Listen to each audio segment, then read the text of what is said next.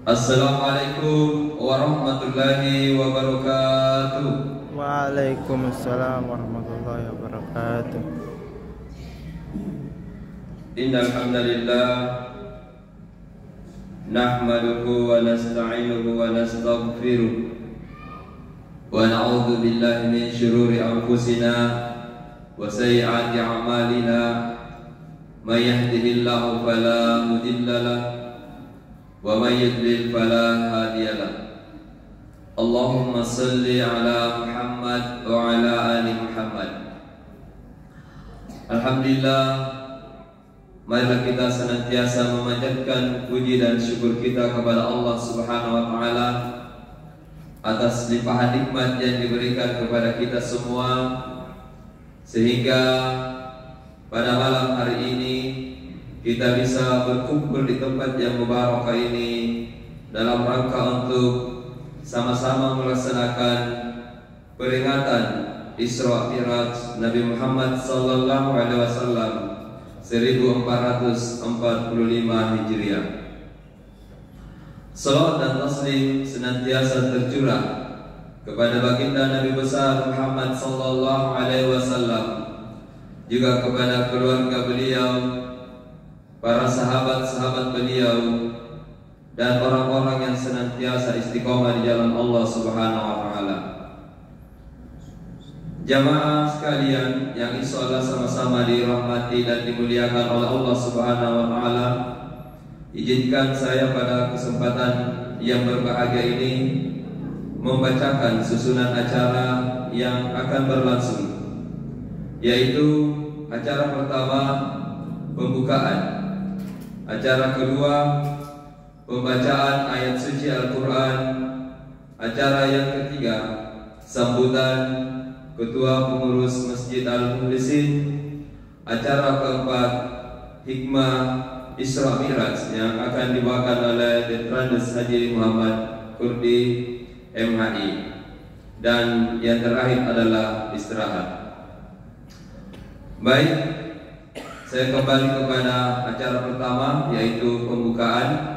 Mari kita buka acara kita ini dengan sama-sama membaca basmalah. Bismillahirrahmanirrahim. Acara kedua adalah pembacaan ayat suci Al-Quran yang akan dibawakan oleh santri TPA Al-Mukhlisin, yaitu Ananda Muhammad Al-Bani. Kepada Ananda kami persilahkan.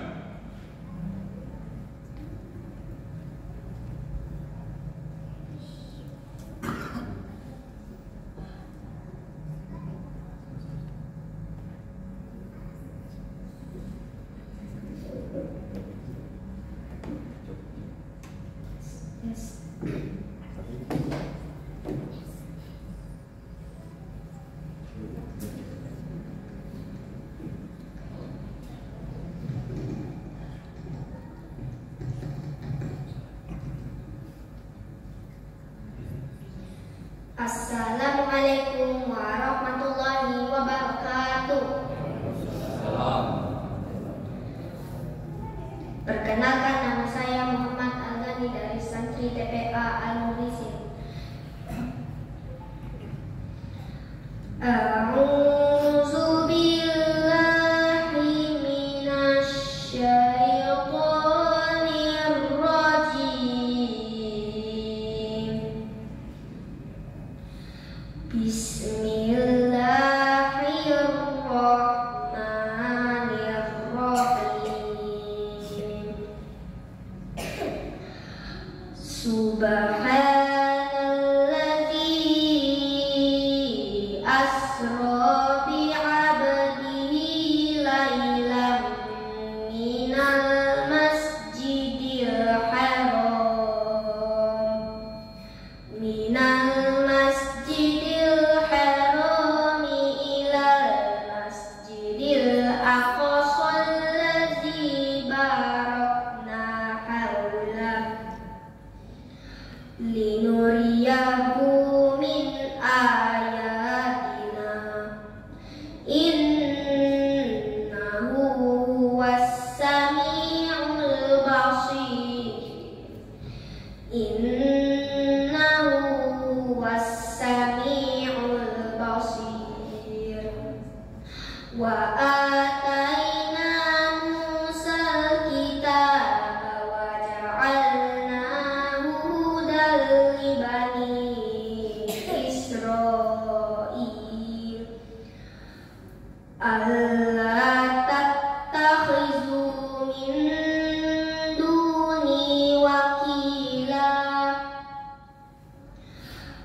Zurriyata man hamalna ma'a Nuh innahu kana 'abdan syakura wa qadayna ila bani Israil fil kitabi la tufsidunna fil ard marrataini wa la ta'lunna 'uluwan kabira fa iza jaa wa'du ulahuma ba'asna 'alaikum ibadan lana uli ba'sin syadid fajasu khilal diyar wa kana wa'dan maf'ula summa radadna lakumul karrata 'alaihim wa amdadnakum bi amwalin wa banina wa ja'alnakum aktsara nafira in ahsantum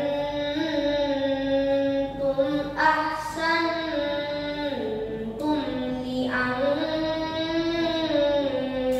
anfusikum wa in asa'tum falaha fa iza jaa wa'dul akhirati liyasu'u wujuhakum waliyadkhulul masjida kama dakhaluhu awwala marratin waliyutabbiru ma 'alau tatbira. Shadaqallahul 'azim. Wassalamualaikum warahmatullahi wabarakatuh. Waalaikumsalam.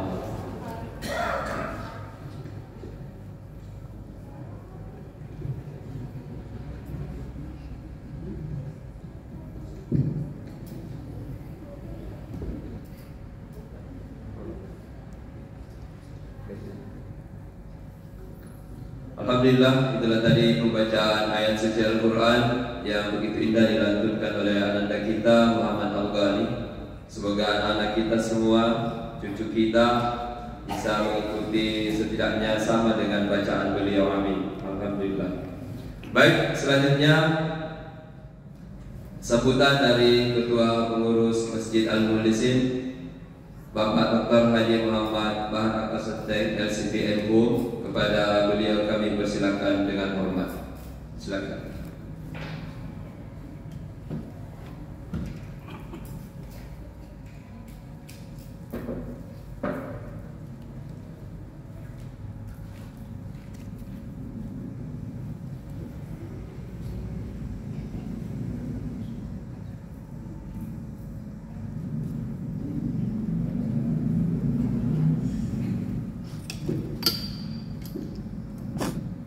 Bismillahirrahmanirrahim.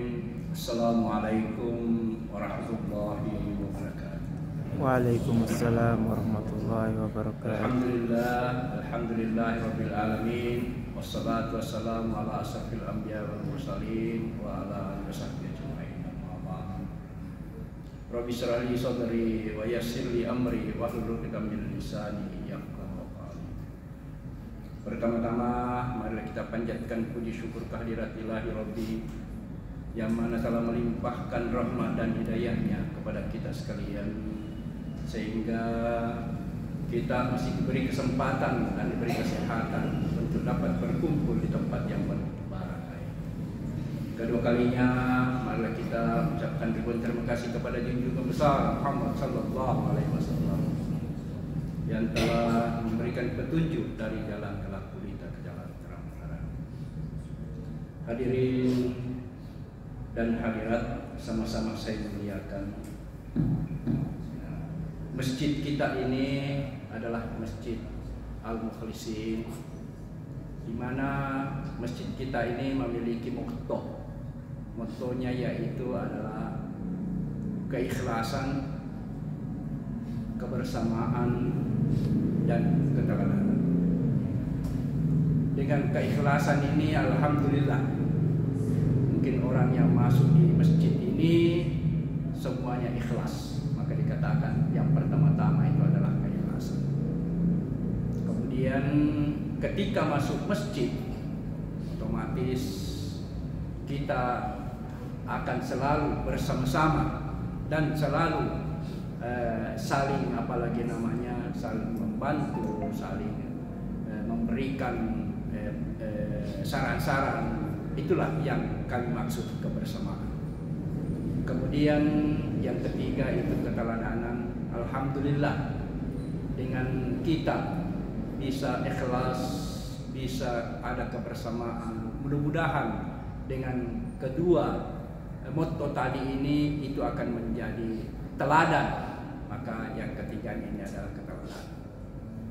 Di dalam masjid kita ini, ya, selalu saya dengungkan bahwasanya masjid kita ini ada beberapa pembangunan di dalam.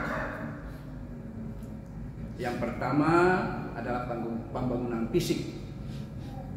Yang kedua adalah, kalau pembangunan fisik, saya kira masjid kita ini alhamdulillah, walaupun masih ada kekurangan-kekurangan, itu insya Allah kita akan akan lengkapi. Mudah-mudahan masjid kita ini tetap mendapatkan rezeki dari Allah Subhanahu wa Ta'ala.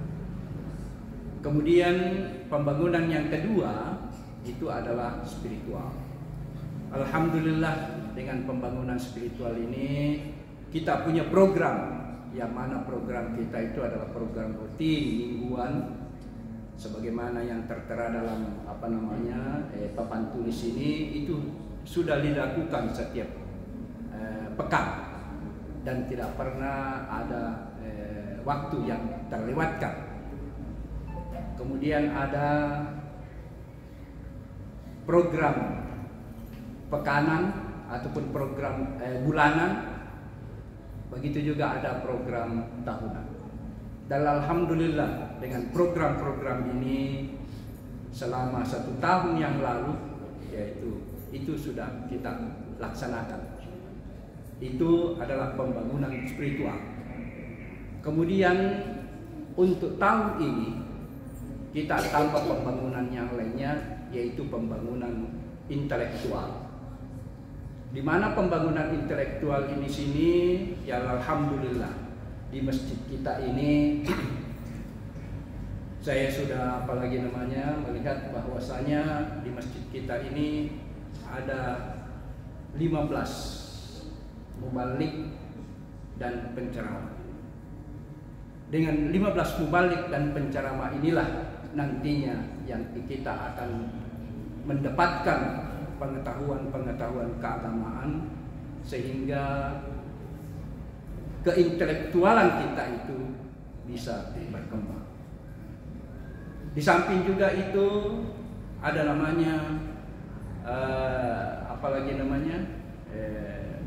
tahfiz. Jadi saya harapkan nanti TPA bukan hanya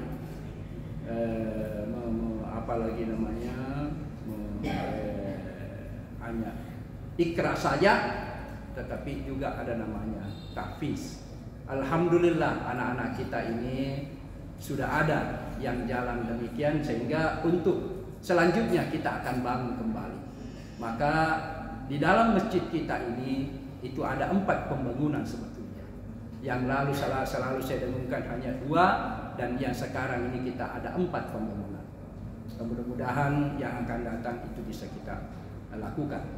Ya, saya mohon maaf, saya belum mengucapkan yang saya hormati Pak Dr. Andes Kiai Haji Muhammad Kurdi MHI selaku pembicara malam ini, dan orang tua kami.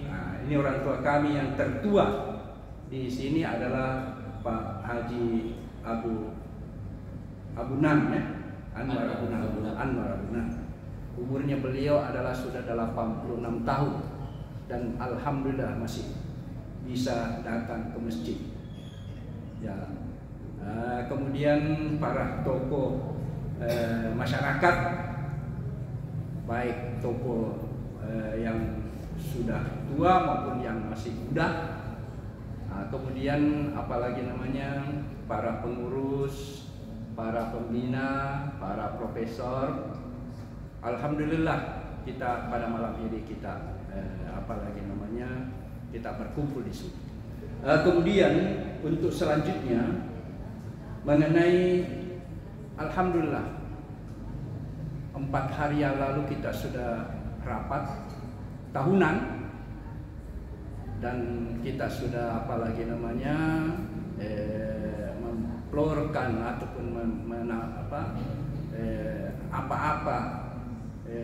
kegiatan-kegiatan yang kita sudah lakukan, dan alhamdulillah itu sudah kita laporkan kepada rapat yang lalu.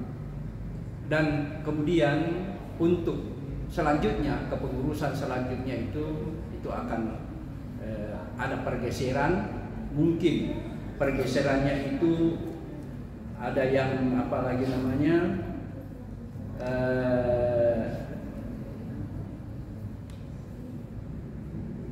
dalam personal seksi itu akan ada perubahan, kemudian seksi yang berubah, kemudian ada setiap seksi itu difungsikan sesuai kapasitasnya. Dan alhamdulillah tidak ada yang dihilangkan orangnya. Yang dihilangkan di situ yaitu adalah orang yang sudah mendahului kita. Jadi orang yang mendahului kita itulah nanti akan diganti dengan yang baru. Jadi saya kira ini mengenai masjid kita ini. Kemudian alhamdulillah pada malam hari ini kita akan melaksanakan peringatan Isra Mi'raj, ya, di mana kalau kita lihat bahwasanya Isra dan Mi'raj itu suatu keyakinan. Kita yakin bahwasanya ada Isra. Awalnya orang tidak yakin, tidak mau yakin, dia hanya mau lihat, tapi tidak bisa tidak. Itulah yang dikatakan keyakinan. Kemudian ada 2 hal yang diberikan oleh Allah Subhanahu wa taala kepada Rasulullah. Yang pertama, ada perintah Allah Subhanahu wa taala itu diberikan di bumi ini, dan ada perintah Allah Subhanahu wa taala yang diterima oleh Rasulullah sallallahu alaihi wasallam di Lauhul Mahfuz. Jadi ini barangkali untuk malam ini akan dibahas. Ya, saya minta kepada Pak Kiai untuk bisa memberikan pencerahan tentang hal ini. Saya kira cukup dari saya. Wabillahi taufiq wal hidayah. Wassalamualaikum warahmatullahi wabarakatuh.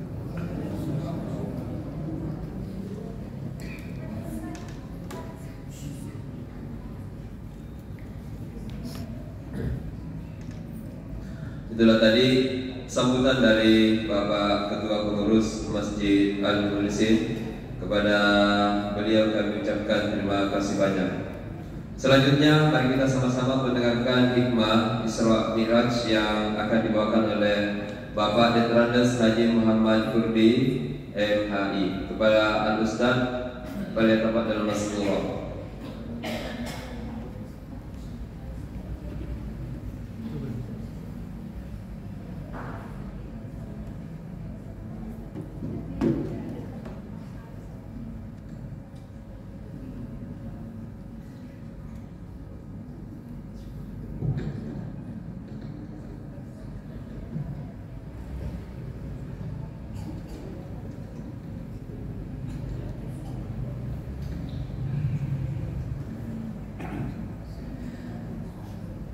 Bismillahirrahmanirrahim.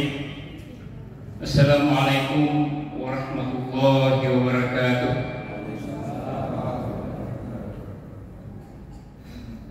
Alhamdulillahilladzi asra bi'abdihi lailan minal masjidil haram ilal masjidil aqsa alladzi barakna hawlahu linuriyahu min ayatina innahu huwas sami'ul basir.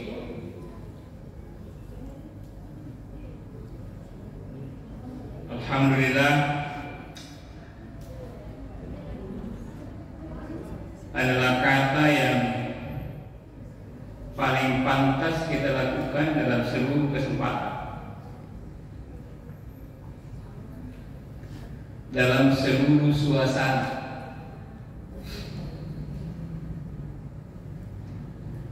Banyak orang yang memahami bahwa alhamdulillah itu hanya untuk diucapkan ketika mendapat nikmat. Padahal sesungguhnya kata alhamdulillah itu sesungguhnya adalah ucapan yang harus kita ucapkan dalam seluruh suasana, baik nikmat maupun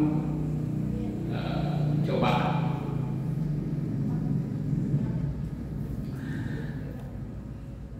Apa tujuannya? Kalau kita mendapat nikmat, Rasulullah mengajarkan kepada kita mengucapkan alhamdulillah bi ni'matihi tatimmus shalihat. Segala puji bagi Allah yang telah menyempurnakan nikmat-nikmatnya.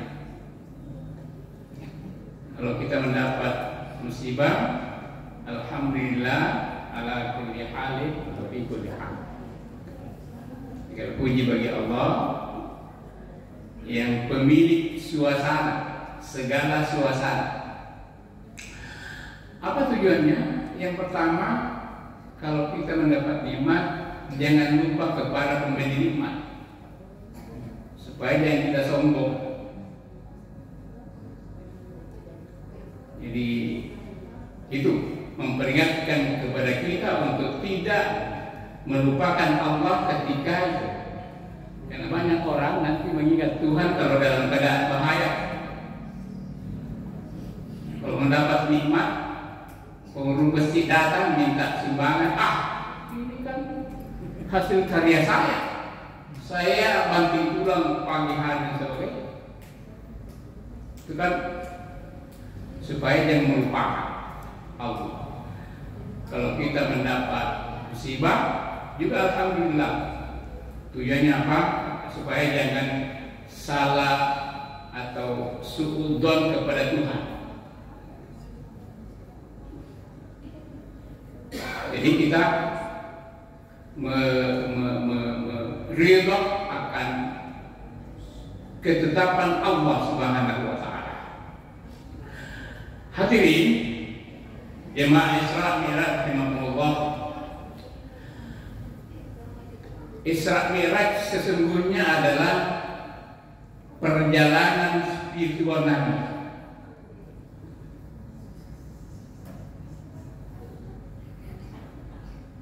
Kenapa? Karena sampai saat ini sebenarnya belum ada teknologi atau belum ada ilmu yang bisa merasionalkan itu sebenarnya.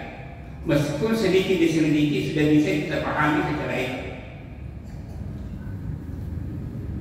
Kenapa itu? Karena sampai sekarang manusia itu hanya mampu ya, kalau kita menganggap bahwa planet bulan itu adalah langit pertama, maka manusia baru sampai kepada itu.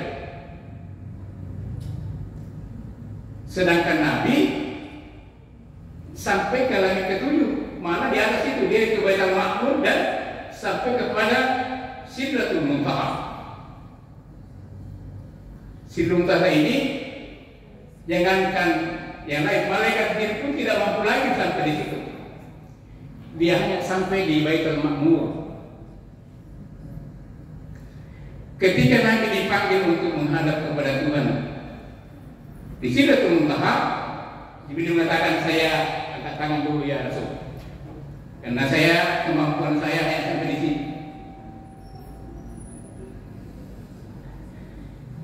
Jadi ada yang mengatakan bahwa Isra Mi'raj itu sebenarnya sudah ada sekarang, katanya. Karena sudah teknologi, misalnya pesawat terbang, pesawat pulang-alik yang di Amerika itu, Challenger, Apollo 11 dan sebagainya. Itu pun dulu tahun 70-an ketika Amerika mengumumkan untuk naik di bulan melalui Apollo 11, banyak ulama yang mengkafirkan orang yang percaya. Disitulah sebenarnya ketertinggalan kita, karena kita tidak mampu untuk lagi memahami dan bisa berijtihad memahami Al-Quran. Tapi ketika itu terjadi, orang baru, ulama-ulama kita baru kembali mengkaji Al-Quran ini. Didapatlah misalnya ayat indikasi itu, yaitu di surah Ar-Rahman, ya ma'asal jinni wal insi in istata'tum an tanfudhu min aqtaris samawati wal ardi fanfudhu la tanfudhuna illa bisultan. Wahai masyarakat jin dan manusia, in istata'tum an tanfudhu min aqtaris samawati wal ardi, jika kamu mampu untuk menelusuri kondisi langit, mampu untuk meluncur, mampu terbang ke langit, kamu musuh lakukan. La tanfuduna illa bisultan, kamu tidak mampu untuk menjelajahi luar angkasa kecuali dengan ilmu. Kenapa ulama tidak mampu memahami dulu sebelum itu terjadi? Karena dalam menerjemahkan Al-Quran, sultan itu raja. Seolah-olah itu katakan yang boleh, yang bisa mampu untuk menjalani Al-Quran tadi adalah raja, tidak di sultan. Sehingga banyak para ahli tafsir modern sekarang ini mengkritik itu penerjemahan Al-Quran yang kita sekarang ini. Karena banyak menggunakan hanya kata bahasa Arab, tidak menggunakan bahasa ilmu pengetahuan. Ternyata kata sultan itu adalah ilmu pengetahuan. Nah, yang memiliki ilmu yang sultannya itu adalah Amerika, Rusia dan sebagainya.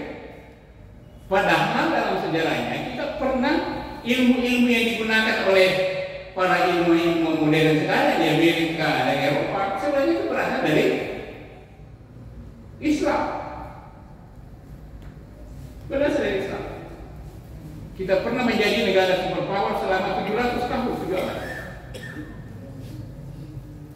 Seluruh orang mengatakan Eropa dan Amerika itu masih gelap.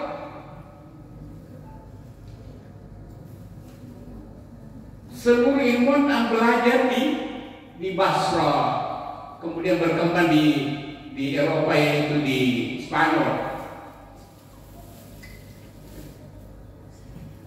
Tapi setelah kekalahan Islam, maka itu serta-merta hilang. Kita menjadi putus asa, umat Islam putus asa. Ini juga pelajaran bagi kita. Ketika menjadi mayoritas, jangan lengah. Jangan lengah. Karena waktu itu Islam menguasai 2/3 dunia. Sehingga raja itu, sistem kerajaan itu menggunakan dinasti. Ketika dinasti Islam itu tidak lagi ada generasinya, tahun oleh ketua sebagai putra mahkota itu yang dilantik menjadi khalifah. Apa yang terjadi? Masih di bawah umur. Itu juga yang menjadi kepikiran saya. Kalau ada orang yang berumur menjadi presiden,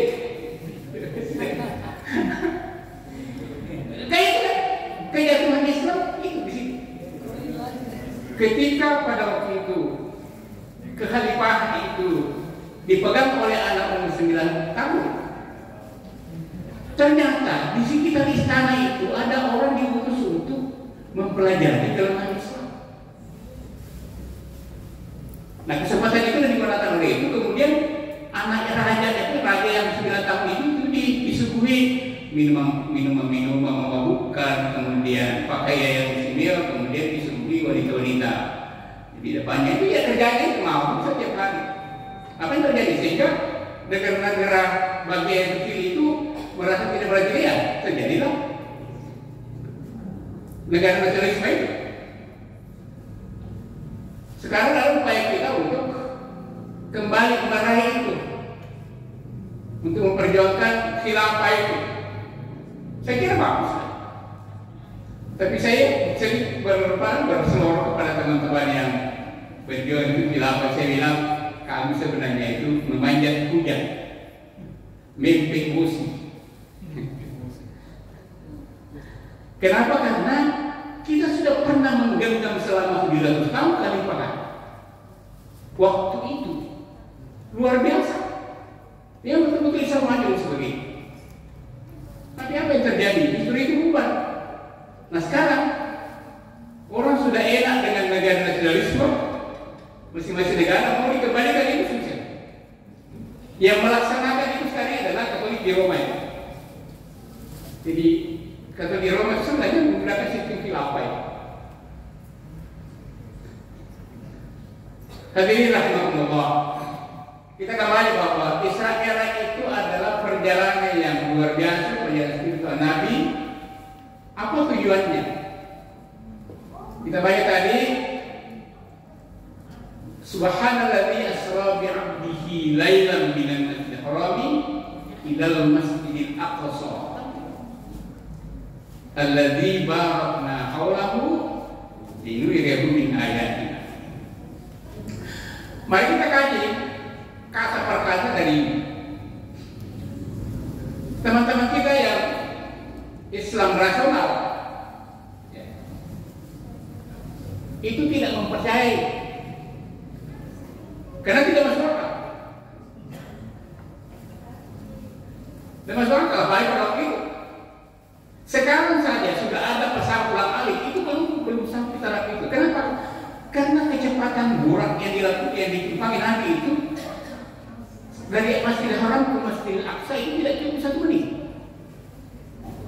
Nah sekarang kalau ada pesawat yang bisa sampai dari Masjidil Haram ke Aqsa, paling cepat itu 2 jam.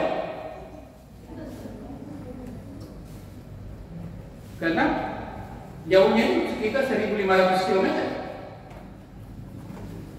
Nabi ada yang mengatakan 1 detik sampai.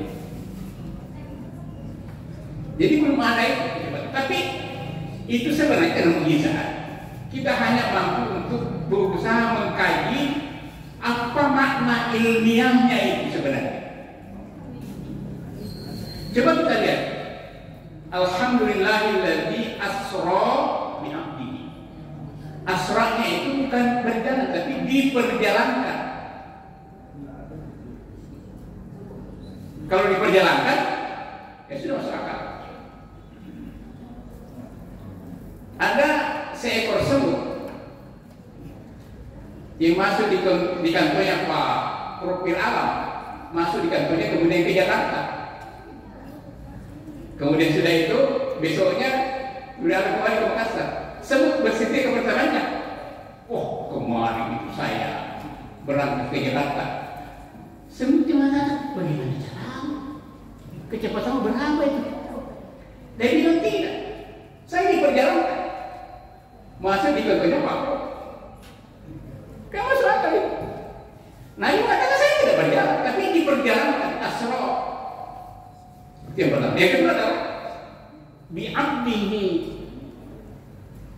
Di sini terjadi polemik. Apakah Nabi ruh yang berjalan atau ruh dan jasadnya?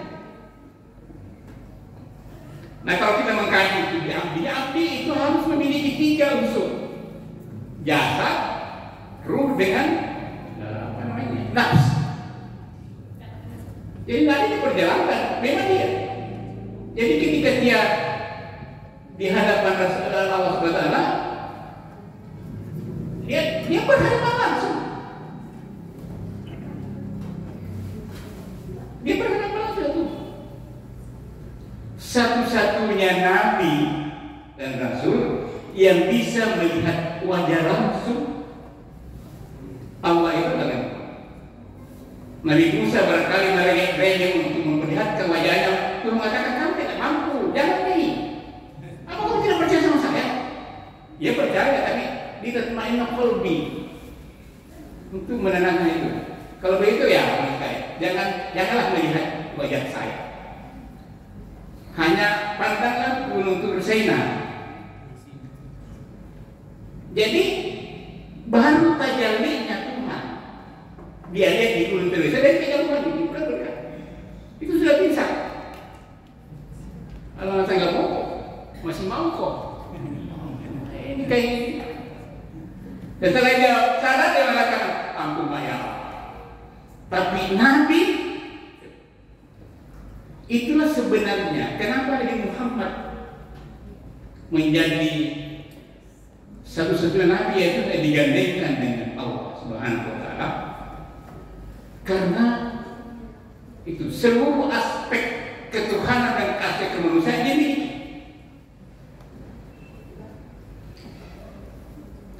Jadi satu-satunya Nabi yang mampu melihat wajah Tuhan adalah Nabi Muhammad SAW. Itulah sebabnya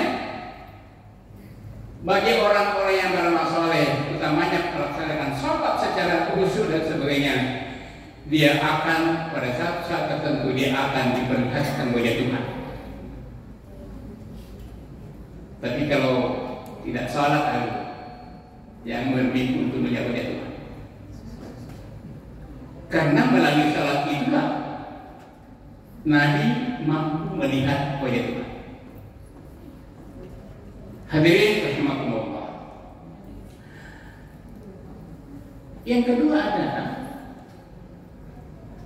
kenapa Asra bi abdihi, Isra dan Mi'raj? Satu-satunya Nabi yang Isra dan Mi'raj. Nabi Musa hanya Isra, Nabi Isa hanya Mi'raj. Nabi kita adalah Isra dan Mi'raj. Kita bayangkan. Nabi Musa hanya disuruh ke Gunung Sinai untuk menerima wahyu.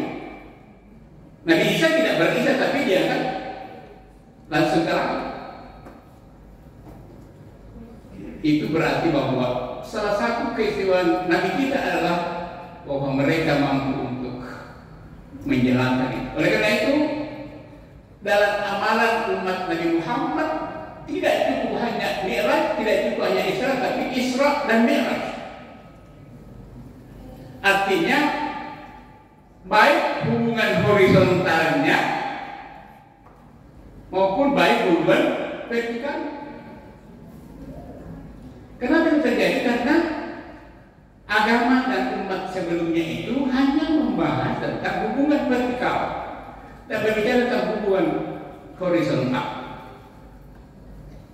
Itu juga alasannya kenapa Nabi di Isra Mi'raj.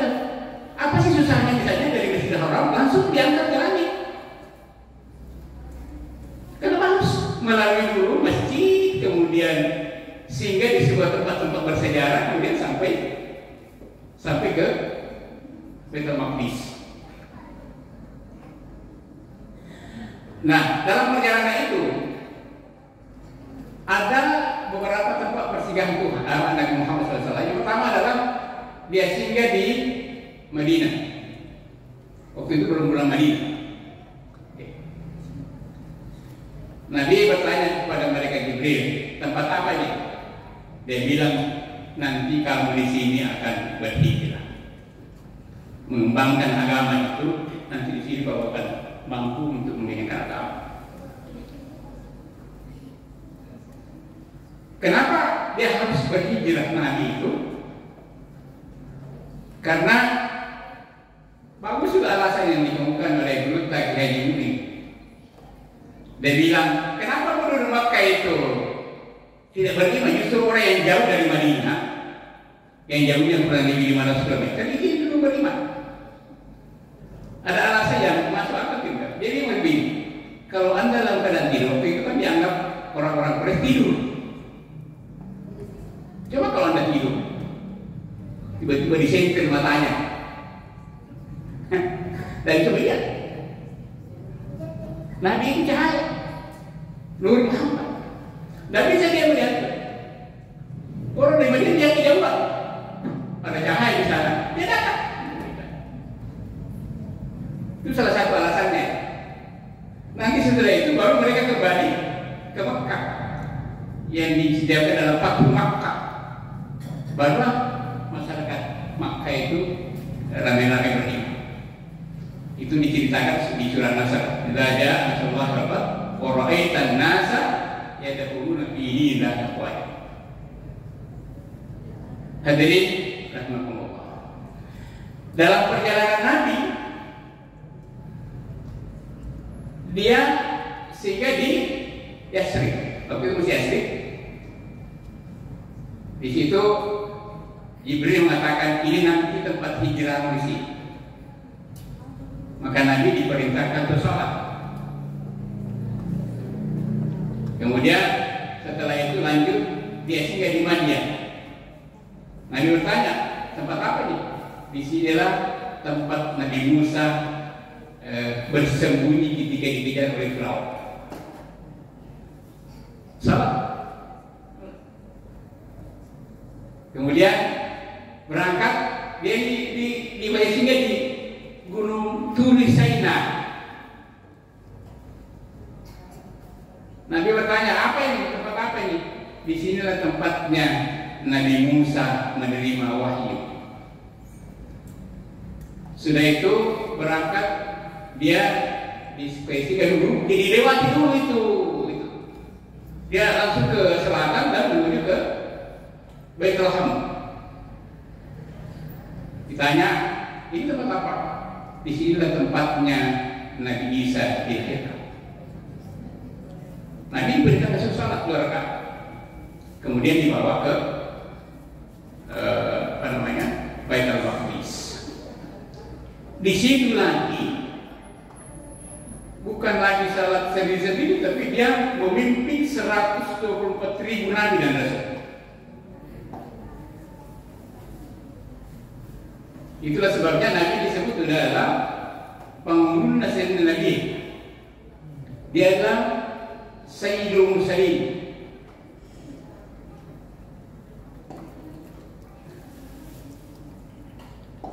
Artinya Nabi Adam juga ini ada pemuda ini menjadi imam. Dia mengimami seluruh Nabi dan Rasul. Di sini lagi, di sini orang kata, masa orang sudah mati hidup kembali? Kan begitu? Apa betul? Iya betul. Kenapa? Karena mereka sebenarnya kita ini kalau meninggal tidak mati sebenarnya, hanya pindah tempat saja. Pindah tempat. Kalau Tuhan menghendaki seperti nabi-nabi yang orang-orang kuali itu, orang-orang yang itu bisa kembali. Oleh karena itu kalau kita punya wali atau anak-anak yang masih di bawah umur meninggal, itu bisa dia datang untuk menemui orang tuanya karena dia berdosa. Hadirin rahimakumullah, itu perjalanan sebelum diangkat ke langit. Nabi disuguhi 2 minuman, ada susu, ada arak. Nabi secara spontan memilih susu. Jibril mengatakan, selamat kamu Muhammad. Kenapa? Untung kamu memilih susu. Susu itu baik untuk kamu dan umatmu. Tapi kalau kau andainya memilih anak, maka seluruh umatmu jadi pemabuk semua. Ini saja ini pilih susu, pasti ada umatnya yang leher, ya. Dan upaya untuk menghilangkan kebiasaan minum minuman keras itu memerlukan turunnya 3 kali ayat sampai 4 kali. Pertama, Allah mengatakan la taqrabus sholata wa antum sukara hatta ta'lamu ma taqulun. Jangan mendekati sholat dalam keadaan teler. Nanti kamu sholat hatta taqulu ma ta'lamu ma taqulun, sehingga kamu mengerti apa yang kamu baca. Ini menunjukkan bahwa sebenarnya meskipun ya perhatian Ibu, meskipun kita jadi menarak, kalau ada orang sholat seperti orang teler, apa yang maksud orang teler? Yang tidak tahu apa dia baca. Kan begitu larangan Tuhan. La taqrabu sholata wa antum sukara hatta ta'lamu ma taqulun. Jadi kalau kita sholat Bapak sekalian, ya meskipun kalau kita sholat Allah memenuhi syarat-syarat sendiri itu sah, dan kita sudah lepas dari perintah, tapi bukan itu yang diinginkan Allah. Bukan itu. Sholat itu sebenarnya adalah media untuk berhubungan dengan Tuhan. Media. Artinya seluruh rukun-rukun Islam yang diwajibkan kepada kita, salatlah yang paling enak, yang paling nikmat untuk berhubungan dengan Tuhan. Media itu berbicara. Mulai dari misalnya doa kita, kemudian tahiyat, itulah dialog. Dialog Tuhan dengan Nabi ketika menerima sholat. Nanti kita akan seperti itu. Nah, sesudah itu maka Nabi diangkat ke langit. Di langit pertama bertemu dengan Nabi Adam. Di langit kedua bertemu dengan Nabi Yahya dan Nabi Isa. Di langit ketiga bertemu dengan Nabi Yusuf. Di langit keempat bertemu dengan Nabi Idris. Di langit kelima bertemu dengan Nabi Harun. Dan kena bertemu dengan Musa, lagi ketujuh bertemu dengan Ibrahim. Apa artinya? Itu artinya bahwa Nabi sebelum menjadi pemimpin umat, dia dibekali ilmu dan belajar ke seluruh ahlinya. Nabi Adam dikenal dengan seorang ahli pertanian. Dia belajar di situ. Kemudian naik itu Nabi Isa. Nabi Isa dengan adalah nabinya kedokteran. Bayangkan nih, jangankan menyembuhkan belang di sini, itu menjadi mulus kembali. Orang mati itu dengan izin Allah dia bisa hidup. Yang ketiga, bertemu Nabi dengan Nabi Yusuf. Nabi Yusuf adalah ahli di bidang perbendaharaan, sekretaris negara. Ini lengkap. Nabi itu siapa? Nabi itu adalah Nabi yang ahli tukang jahit. Jadi jangan sekarang tukang jahit. Nabi itu sudah Nabi tukang jahit. Menurut sejarah ada 2 Nabi yang sekarang masih hidup, belum mati. Nabi Isa dengan Nabi Idris.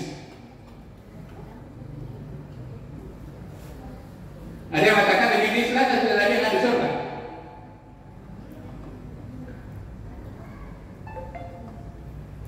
Tapi ada yang mengatakan tidak. Yang Nabi itu adalah melihat seluruh surga dan neraka hanya Nabi Muhammad SAW.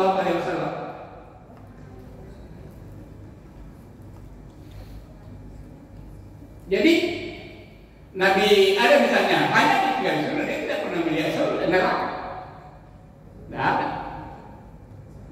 Nabi Idris juga dengan demikian. Tapi Nabi Muhammad dia diperlihatkan surga dan neraka. Bagaimana manajemen surga dan bagaimana cara menghindari azab neraka. Nabi. Dan kalau kita lihat sejarah bahwa Nabi dari kemudian adalah satu-satunya Nabi yang paling sibuk. Paling sibuk. Kenapa? Karena Nabi lah yang diberikan untuk memberi syafaat kepada umatnya. Jadi kalau kita mendapat syafaat, rajin-rajin bersalawat. Kan begitu. Karena kalau tidak pernah memperkenalkan diri Muhammad, bagaimana bisa menghadap Nabi kita itu mengenal kita? Tidak pernah menyebut namanya, tidak pernah melapor, tidak pernah bersalawat kepada Muhammad SAW. Hadirin, apalagi Nabi Isa, Nabi Musa. Nabi Musa adalah ahli karate. Nabi Musa itu dikisahkan adalah orang yang paling kuat. Belum ada sekarang. Sekuat-kuat kebaikan kecil. Kenapa? Begitu hebatnya Nabi Musa, kalau dia kunci badannya, itu bulu-bulu itu menembus itu jaket yang tebal itu. Tembus kalau dia kunci badan. Waktu dia membunuh itu sebenarnya dia tidak kena, hanya anginnya itu orang dia terpelanting anginnya, angin pajak dulu.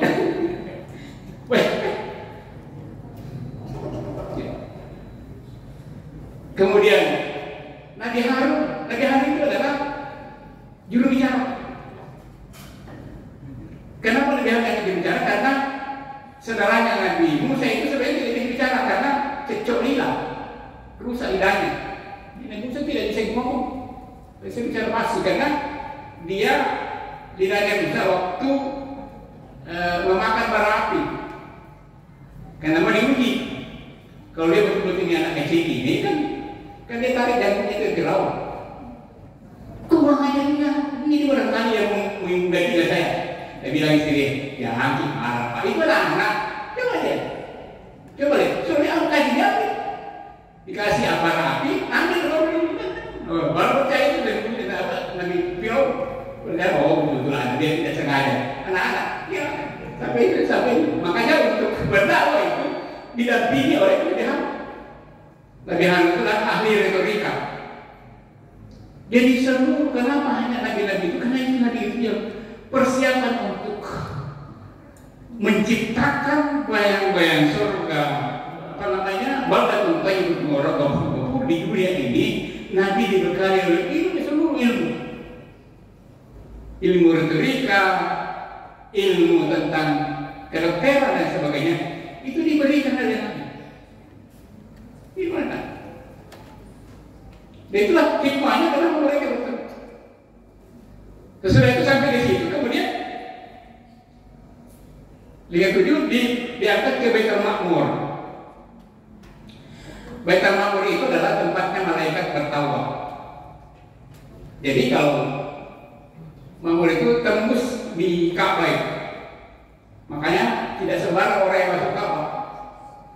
Kalau kebetulan Bapak mendapat nikmat besar, estimasi surga kemudian mendengar ke atas, jangan coba-coba ngomong.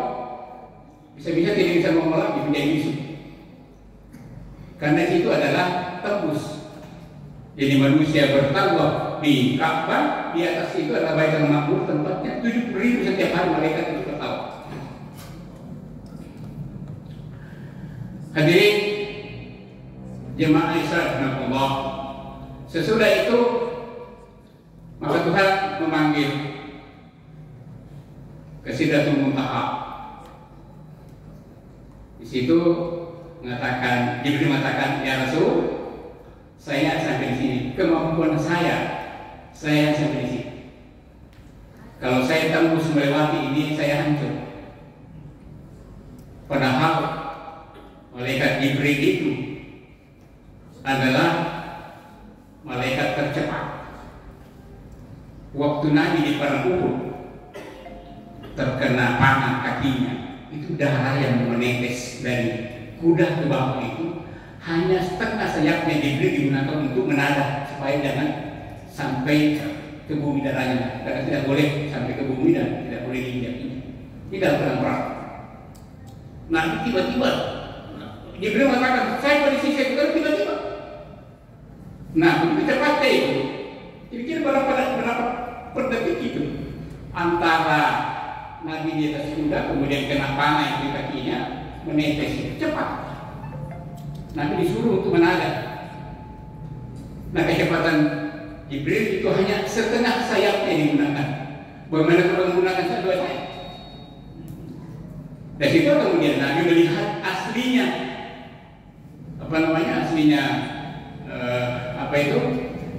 Jibril betul-betul luar biasa. Hadirin, selanjutnya ketika sampai di Sidratul Muntaha, maka Nabi langsung menghadap. Nabi kemudian tidak mampu menguasai. Begitu langsung Nabi tersungkur melihat tajalli dan Tuhan. Tersungkur nih.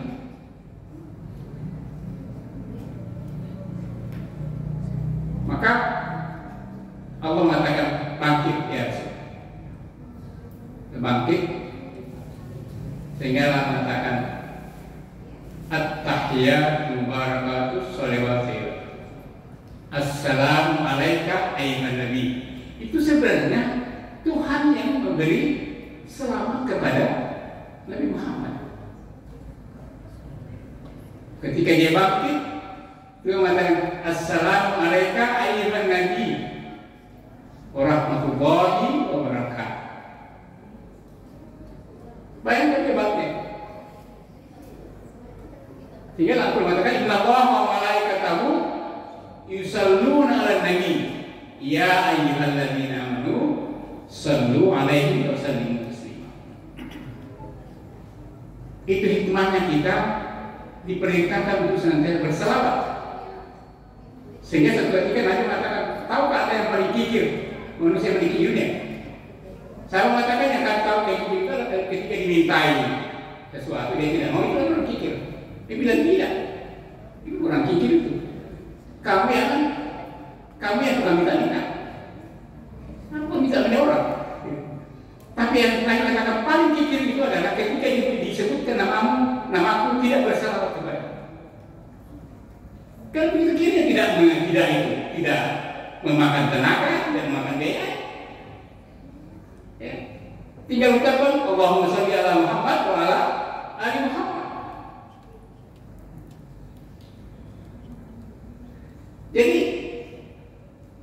Jadi tahiyat itu adalah sebenarnya dialog antara Nabi, Tuhan, Nabi dan malaikat.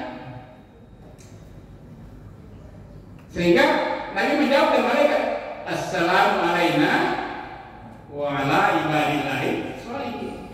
Ini Nabi Muhammad betul itu. Dia kalau kita barangkali ini mendapat sumbangan dari presiden, mungkin kita mengatakan jangan oriental. Tapi tidak merupakan buatnya. Ketika dipersilakan oleh Tuhan, dia jawab assalamu alaina wa ala ibadillahi sholihin. Maka malaikat seluruh berkata asyhadu an la ilaha illallah wa asyhadu anna Muhammadar Rasulullah. Hadirin rahimakumullah. Setelah itu diberi perintah untuk sholat selama 50 kali sehari semalam. Nabi taat saja, makanya boleh. Jadi sholat sebenarnya itu bukan tujuan Nabi. Jadi sholat yang lain itu bukan tujuan untuk menerima sholat. Sudah ada sholat. Itu tadi waktu di Yasrib, di Bethlehem dan sebagainya. Nabi sholat. Dan setelah sholat itu oleh-oleh. Jadi maka bapak-bapak ketika dari musafir dari perjalanan jauh ke sana, jangan lupa oleh-oleh. Kayak ditanyakan itu kalau misalnya dari Mekah, dari Umrah, apa oleh-oleh? Dia tidak mengatakan berapa kali bertakwa, berapa kali umrah. Nah, ada yang sansan enggak? Ada keluar enggak? Itu bertanda bahwa ada keharusan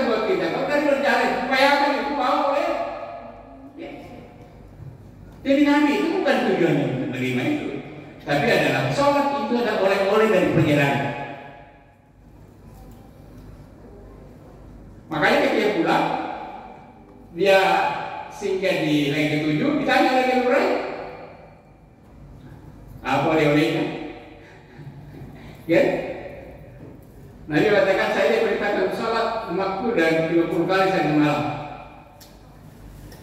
Nabi Ibrahim mengatakan, kalau itu umatku bisa lakukan, titip salam buat umatku. Bayangkan, tidak keberatan kalau itu Anda lakukan, titip salam kepada umat. Itulah sebabnya di dalam ayat kita ada mengatakan, Allahumma salli ala Muhammad wa ala Muhammad kama shallaita ala Ibrahim wa ala ali Ibrahim. Luar biasa.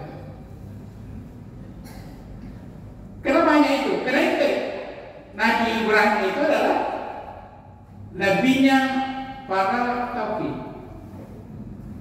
Kalau Nabi Musa dan sebagainya itu langsung diberi, Nabi Ibrahim dia tidak langsung menerima itu. Dia berusaha keras untuk itu. Dia melihat kepada bulan, ketika bulan muncul dia mengatakan itu Tuhan saya dan itu besar. Ketika bulan hilang dia mengatakan juga. Sehingga pada akhirnya dia mengatakan inni wajjahtu wajhal ladzi fatara samawati wal arda musliman wa ma ana minal musyrikin. Itu pernyataan Nabi Ibrahim ketika dia tidak mampu lagi untuk menemukan Tuhan dengan akalnya, maka dia mengatakan ini wajah saya menghadap saya percaya. Hadirin rahimakumullah, sampai di langit ke-6 ketemu Nabi Musa, apa oleh pendapat? Dia bilang, saya diperintahkan sholat 50 kali satu malam. Dia bilang, kembali ulang, minta kenyataan.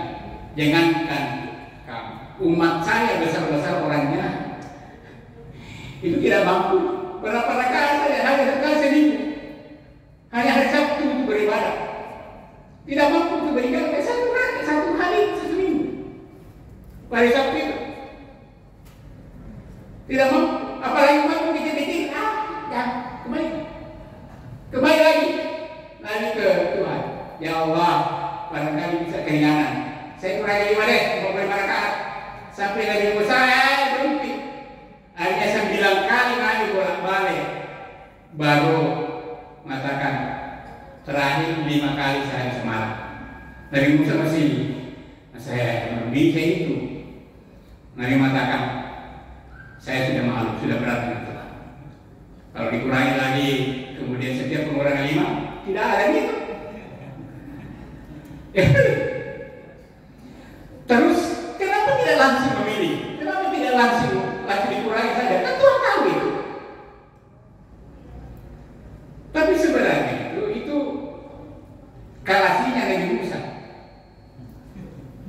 Kenapa? Karena dia sangat itu. Bayangkan masih ada bekas wajah Tuhan di wajahnya Nabi itu. Jadi dia sedang melihat wajah Nabi karena wajah Tuhan bersih banget dan bekas dari sana.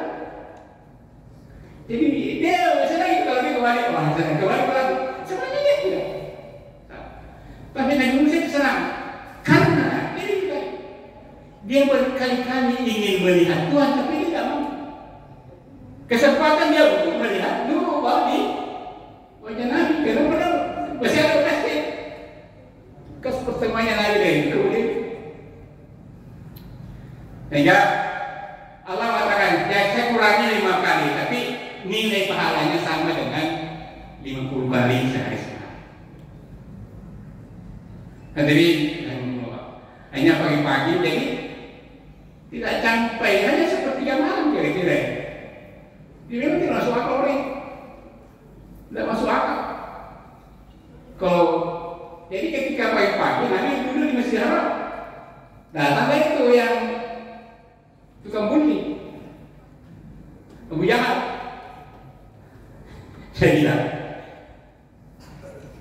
agak keren itu lah yang sampai hari kan selalu cari kelemahan Nabi.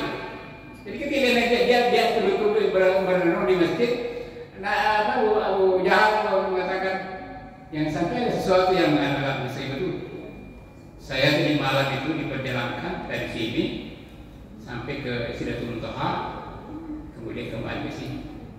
Abu Jahal mengatakan, kembali ke dalam semalam? Iya, tidak jauh semalam. Tidak jauh semalam.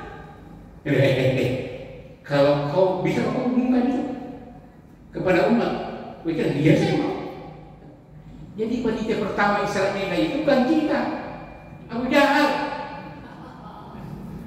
Abu Jahal itu makan jauh seluruh dia keliling kota Makkah itu. Woi, kumpul di Masjid Haram, ada berita bohong bos. Saya berkumpul orang, Nabi berbicara, wahai masyarakat Quraisy, mau percaya tidak? Saya tadi malam diperjalankan oleh Tuhan dari Masjid Haram dan Aqsa, kemudian naik ke Sidratul Muntaha, dan saya bawa oleh-oleh itu sholat itu. Apa yang terjadi? Jangankan orang yang masih kafir, orang yang sudah beriman pun banyak yang murtad. Saking tidak masuk akalnya. Masa waktu itu kan kendaraan setiap itu kuda. Makanya kuda itu makruh dimakan. Karena dia adalah kendaraan Alphard sekarang dikira begitu. Dia kendaraan eksplosif yang mungkin. Maka dia tidak masuk akal. Masa itu kalau naik unta itu 1 bulan itu baru sampai di Palestina itu dari Mekah 1.500 km. Tidak masuk akal. Apalagi naik ke langit, kan tidak masuk akal. Banyak orang yang tidak percaya. Orang mengatakan mungkin 80% yang sudah beriman kembali buta. Tapi ketika karena waktu itu Abu Bakar terlambat datang, ketika Abu Bakar datang, kenapa? Dia bilang itu Nabi bombong. Apa itu? Dia bilang masa dari sini tadi malam berjalan ke Sidratul Muntaha dari ke Palestina kembali satu malam. Tapi apa itu? Abu Bakar mengatakan apa? Ini katakan Nabi. Saya percaya. Di situlah kemudian Abu Bakar digelari namanya As-Siddiq. Jadi Abu Bakar As-Siddiq itu bukan hanya Abu Bakar, itu bukan nama. As-Siddiq itu adalah gelar. Karena Abu Bakar tidak berpikir saya percaya itu. Nah di situ Nabi diwawancarai.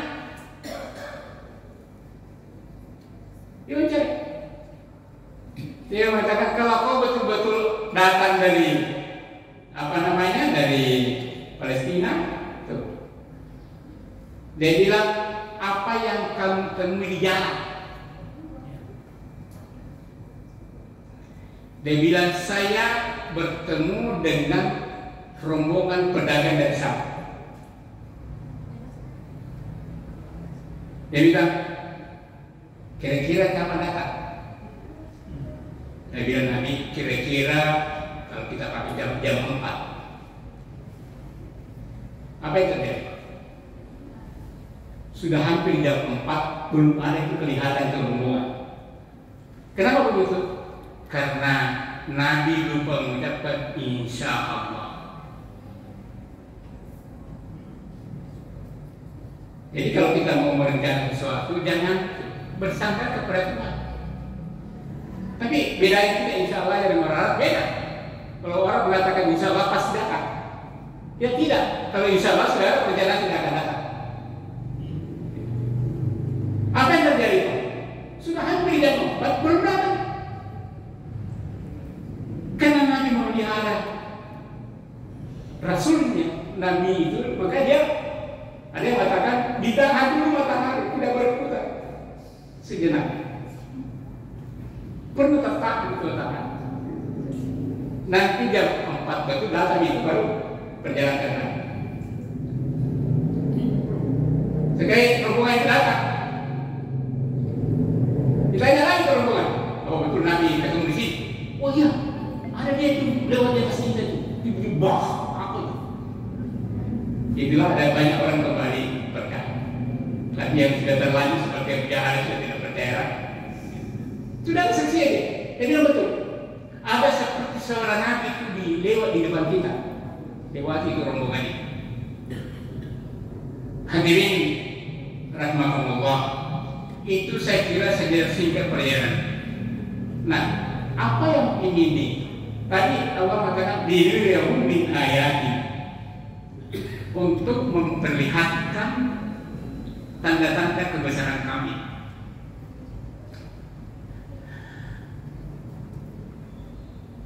Kenapa Nabi itu? Kenapa Nabi diperjalankan itu?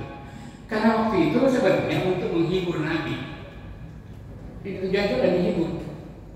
Sama dengan kita kalau dalam keadaan galau, pergi rekreasi, kan? Ya, pergi nonton bioskop. Tapi itu mengatakan jangan. Karena kalau pun rekreasi, pergi nonton bioskop, kembali bioskop dan bioskop, kembali lagi ke galau. Lebih rekreasi dengan seperti itu kan Nabi, sholat. Karena di sholat itu cuma persoalannya kita hanya baca saja. Padahal di situ ada doa rekreasinya. Rabbi firli warhamni wajburni warfa'ni warzuqni wahdini wa'afini wa'afini. Nah, kalau kita pahami dan kita yakini itu adalah diterima oleh Allah, maka hilang kegalauan itu. Makanya lagi mengatakan kita kalau ada kata galau, marah dan sebagainya, ambil untuk. Kalau masih ini salah, tapi paham kayak itu. Kalau doa di antara dua sujud itu kita pahami dan kita bisa lakukan, insya Allah kegalauan itu. Makanya Tuhan mengatakan, akhir salata lidzikri ala bidzikrillahi tasma'innul qulub. Kita tidak kalau galau, putus cinta dan sebagainya, patah hati ya, lari ke sabu-sabu, balok, lari ke pinggir pantai, Pantai Losari. Karena menganggap itu padahal tidak. Coba lihat, Nabi itu dalam keadaan galau. Bayangkan dua orang yang sangat berperang untuk melindungi Nabi, membayar Nabi, meninggal. Istrinya yang paling dicintai dan Abu Thalib pamannya yang dia, meskipun dia tidak Islam, tapi dia rela mati pasangan untuk orang-orang siapa yang dia. Makanya Nabi tetap terlindungi karena ada Abu Thalib itu adalah pemuka masyarakat itu. Dan ketika ada bulan dia sudah berpasang badan. Hadirin rahimakumullah. Maka di situ dia galau sehingga saya bisa kata juga amul huzn, tahun duka cita. Itu satu. Nabi itu mau dihibur. Yang kedua karena sebagai calon rasul, dia dipersiapkan untuk itu. Dipersiapkan mental fisik dan mental untuk itu. Coba nanti sebelum mengadakan Islamiyah, malaikat Jibril membalas dadanya. Kemudian dicuci dengan air Zam-Zam, kemudian diberikan hikmah di dalamnya. Nah, dia mengatakan nanti dicuci dosanya. Nabi tidak punya dosa, tapi diberi hikmah. Kenapa? Karena untuk menjelahi ulang kasa itu butuh kebersihan dan kekuatan jiwa.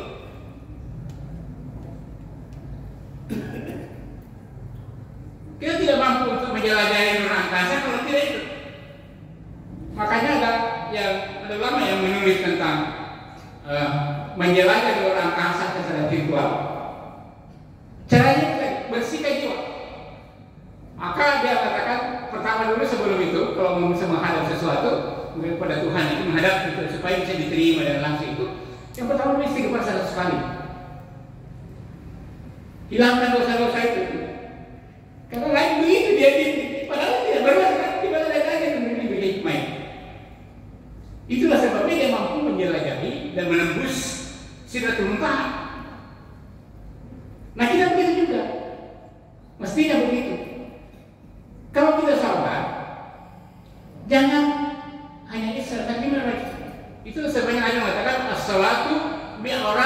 mukminin. Salat itu mi'rajnya, tangga naiknya Nabi ke Tuhan. Nabi apa? Manusia orang mukmin ke Tuhan. Makanya sifat 100 kali kemudian salawat. Apa tujuan salawat? Adalah untuk memberikan kekuatan fisik kepada kita untuk menghadap Tuhan. Kemudian tahlil 100 kali. Sesudah itu baca la ilaha illallah wahdahu la syarikalah lahul mulku wa lahul hamdu yuhyi wa yumiitu wa ala kulli syai'in 10 kali. Kemudian munajat kepada Tuhan. Seolah itu apa yang kita minta. Makanya kalau salat tahajud atau salat hajat jangan langsung berdoa. Bersihkan dulu baru naik ke Tuhan. Langsung minta ke Tuhan, jangan tidak dibumi. Itulah sebenarnya Nabi katakan as-salatu mi'rajul mu'minin. Salat itu adalah mi'rajul mu'minin. Jadi kalau kita salat bermi'raj. Ada seorang ulama dari Banjar, Nomsat, menuntut kita. Kalau salat katanya jangan tinggal di bumi. Dia dikatakan ilahi anta maksudi wa ridha qumatundi sebelum takbir. Takbir itu seolah-olah kita ada itu. Seperti nanti ketika lagi masalah di Lauhul Mahfuz, di Sidratul Muntaha, berharap langsung. Itulah sudah dikatakan Allah ta'budullah ka'annaka tarahu. Untuk menjadi orang ihsan, artinya orang yang lengkap secara jiwa dan fisik, berdekat kepada Tuhan adalah kita menyembah Tuhan seolah-olah berhadapan langsung dengan Tuhan. Seolah-olah. Allah ta'budullah ka'annaka tarahu. Fa in lam tarahu fa innahu yaraka. Kalau kau tidak mampu seolah-olah melihat, maka yakini saja Allah melihat saya. Bagi orang-orang wali seperti Ahmad Al-Bajari sebagian itu mereka memang sudah wali. Tapi kita berusaha untuk itu. Jadi kalau kita salat seolah-olah, karena Nabi mengatakan kalau salat mi'raj yang tidak itu harus naik ke Tuhan. Seolah-olah. Itulah sebabnya kalau kita sudah selesai salat, kita mengatakan assalamualaikum warahmatullahi wabarakatuh. Sudah dibunuh.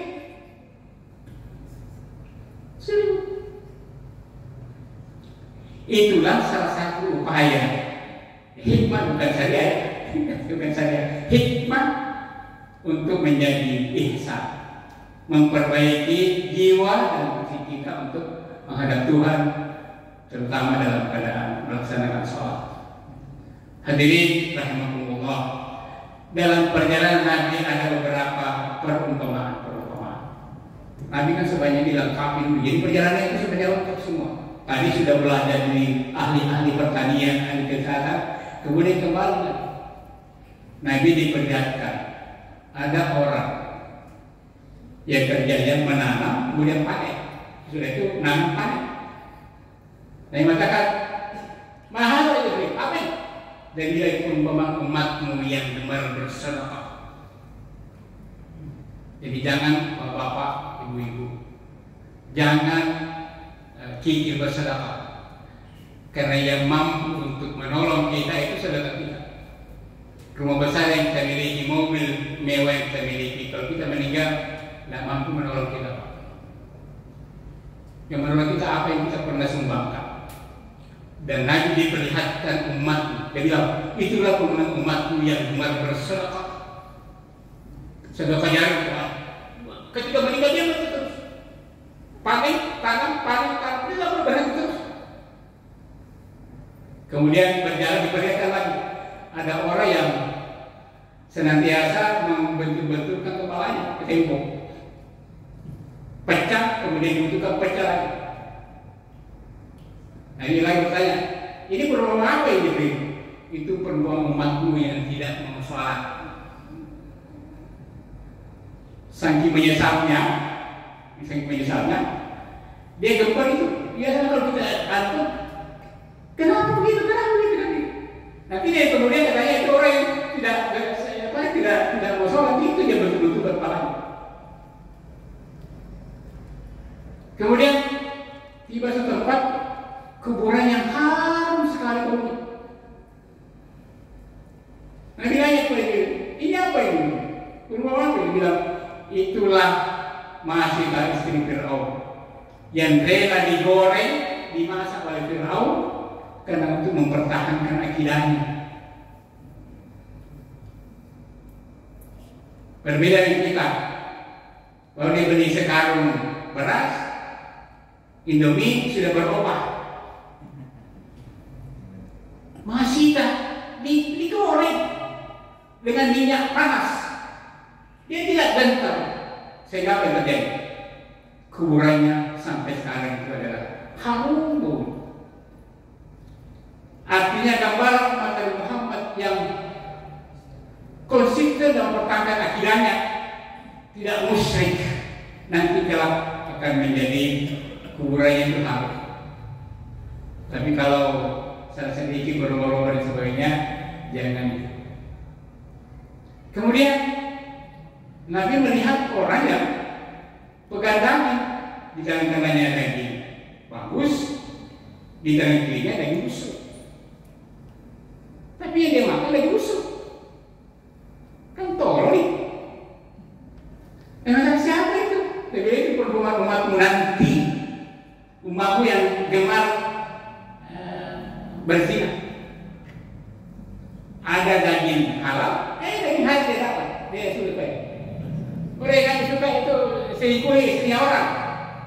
Orang yang gemar berselingkuh, ini ada main.